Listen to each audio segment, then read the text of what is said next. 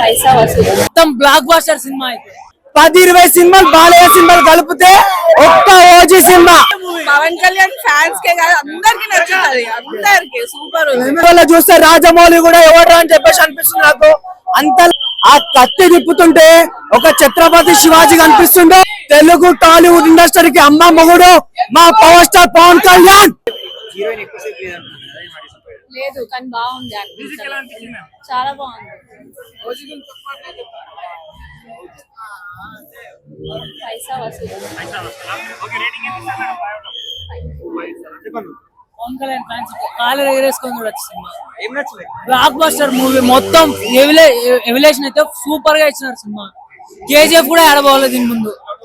మొత్తం కథానే మొత్తం black buster cinema అయితే. అమ్మా అసలు power star Pawan Kalyan fan గా చెప్తున్నా, కాలర్ కాదు మీసం బెలేజ్ చెప్తున్నా. ఈ సినిమా కన్నా టాలీవుడ్ ఇండస్ట్రీలో ఇలాంటి మూవీని చూపిస్తే లైఫ్ టైమ్ సెటిల్మెంట్. అసలుకి ఏమన్నా ఉంటా మూవీ. అసలుకి ఆ మ్యూజిక్ తమ్మని కొట్టిండు. 10-20 సినిమాలు బాలయ్య సినిమాలు కలిపితే ఒక్క ఓజీ సినిమా. మనం కాదు డాన్స్ చేసేది, మనం కాదు.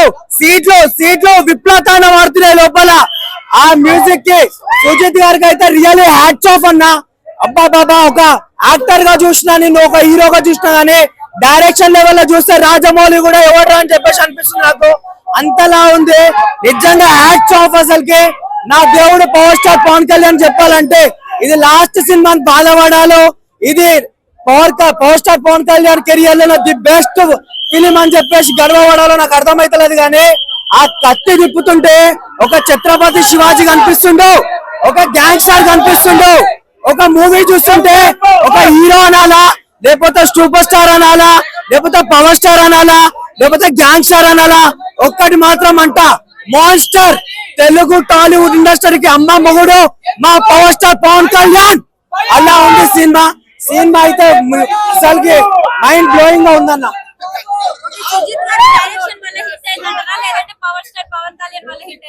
రెండు కలిపితేనే హిట్ అవుతుంది. ఎందుకనంటే నేను power star Pawan Kalyan fan నేను చెప్పొచ్చు.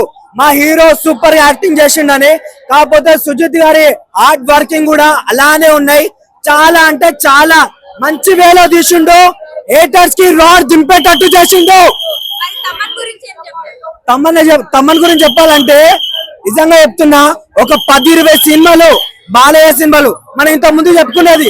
బాలయ్య సినిమాకే మంచి మ్యూజిక్ కొడతాడని, కానీ బాలయ్యని మర్చిపోతారు. పవర్ స్టార్ పవన్ కళ్యాణ్ గుర్తు పెట్టుకునేటట్టు అంతలా బ్యాక్గ్రౌండ్ మ్యూజిక్ అయితే ఒక మాటలో చెప్పాలంటే చించి పారదెంగిడు. లేదండి, ఓజీ వేరు, సాహో వేరు. ఏం లేదన్నా, నువ్వు చూస్తుంటే ఒక వేరే ప్రపంచానికి వెళ్ళిపోతావు.